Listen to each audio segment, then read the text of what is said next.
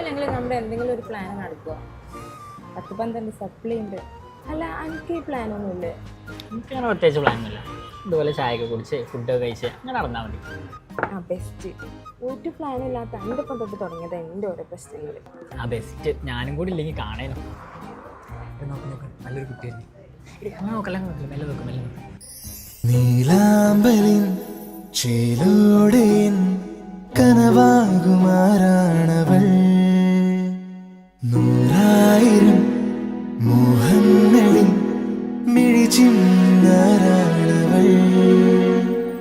കരളിലെ വരമുരളിയിലൊരു തരളിതലയരാഗം. ഇടിയോളം ചിരിയുള്ളല്ലേ. നീയൊന്ന് ചിരിച്ചേ.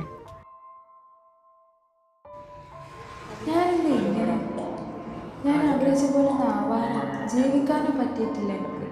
ആളുകളെ കാണാനോ സംസാരിക്കാനും ഇപ്പം പേടിയാണ്.